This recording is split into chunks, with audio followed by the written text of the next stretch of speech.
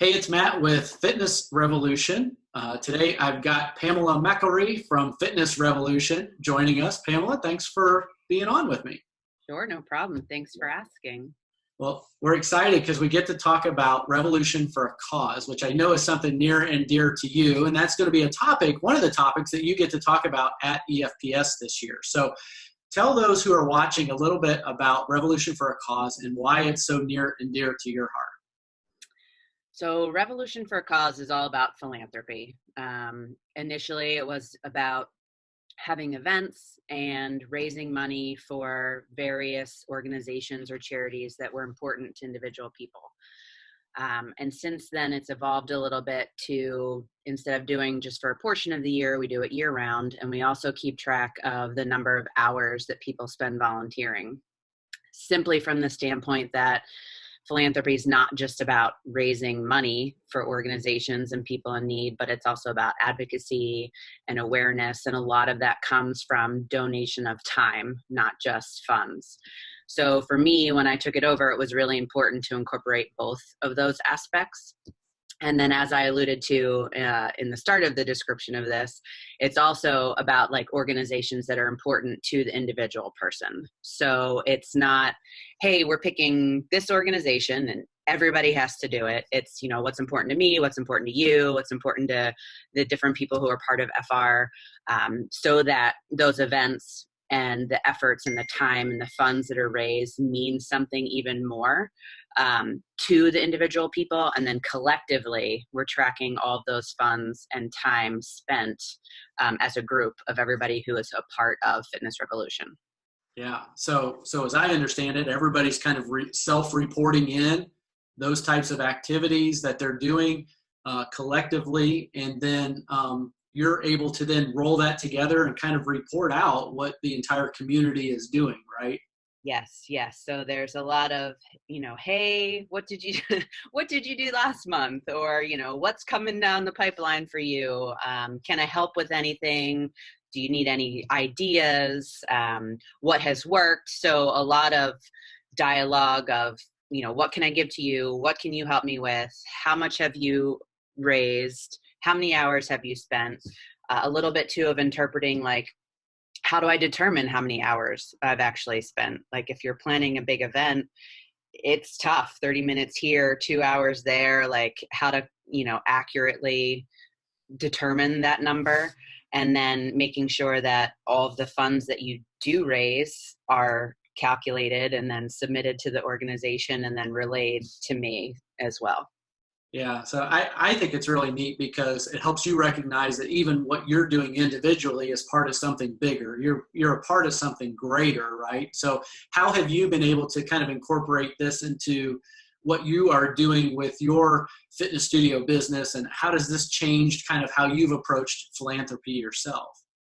So I've been involved in some form of philanthropy for a very long time, probably close to 30 years since this gets to be my plug for my organization. But since I was diagnosed as a type 1 diabetic, 30 years ago. And so I started just very simply with them and like doing their walk. And over time it's evolved, and we do events at the gym. It's called Burpees and Burgers. It sounds horrific, but it's a ton of fun. We also do like 3-mile 5K farmer walks with partners. Also sounds horrific, but it's a ton of fun. So mostly fitness events or fitness activities that we raise money, and then I donate to this organization.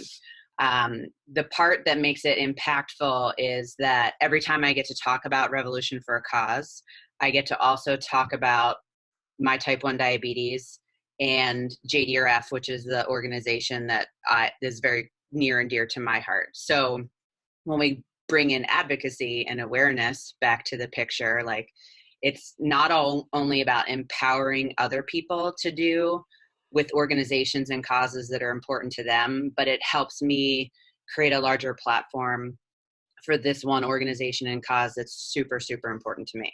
Well, I know you spend a lot of time in that, and I know you also spend a lot of time consolidating all of the work that other organizations are doing for the various causes that they see near and dear to their hearts as well. And I know Fitness Revolution has really supported you in spending the time to kind of work through that and bring all that together. And so at EFPS this year, you're going to actually do a session where you're talking about this. And it sounds like there's kind of a really neat milestone that you're going to get to talk about this year. So without kind of giving it away, what's kind of going on? You're going to be able to talk about this. What's happening here?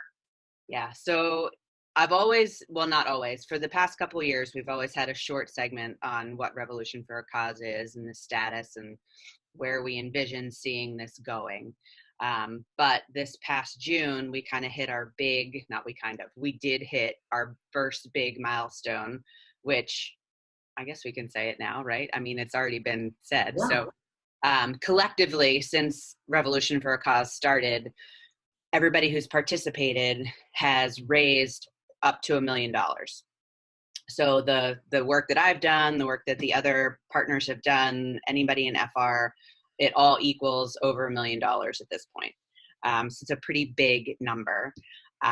You know, there are organizations out there that can raise $1 million in a year or at one event, but when we're talking about small fitness business ownership and then collectively coming together as our group of Fitness Revolution, it's a big milestone. So I don't want to give away any of the details because some I'm not 100% sure on yet, but I also try to give a different spin to each presentation each year so it doesn't feel like it's the same information that people are receiving. But we'll be talking about that and how impactful it is, and also like how proud I am of everybody who's participated and just what it means to those people that we've affected and impacted and helped, and what it does for our businesses too. Yeah, well, no, it's definitely a huge accomplishment. And I know that there'll be people there at EFPS who are a part of this and are going to be excited to collectively celebrate this milestone. Yeah, that's one of the things that's kind of neat about EFPS is just the community that comes together. But tell me, Pamela, just, you know, from your perspective, as you've been to EFPS many times, why do you think, let's say there's someone who's listening to this that's trying to determine whether they should make the investment in time and dollars maybe to come to EFPS, what would you say to them to maybe get them off the fence to recognize maybe this is a good fit for them? Well, it'll be hard to get into one point, so I'll try to maybe make it two. I think the biggest thing is to feel supported while learning. So we'll take, even though I said it second, the learning part is very crucial and critical, in my opinion. You know, how to maximize items or things in your business, how to grow, how to manage a team, work with your clients, retention, lead acquisition, all the things that we need to know how to do as business owners in the fitness industry outside of the training is a huge aspect of needing to attend. Even if you have followed the event for a couple years and have been or not been and see repeat presenters, the topic is different as well. So it's not like you're going and sitting through and hearing some of the same information that you've heard in years past. So there's always something new because business is evolving and our businesses need to evolve. And then the second part of it probably is the relationships and the community building. Now, granted, that might not seem quite on target for some people, particularly if you live in the Northeast and the event's in Indianapolis and you meet somebody in Southern California.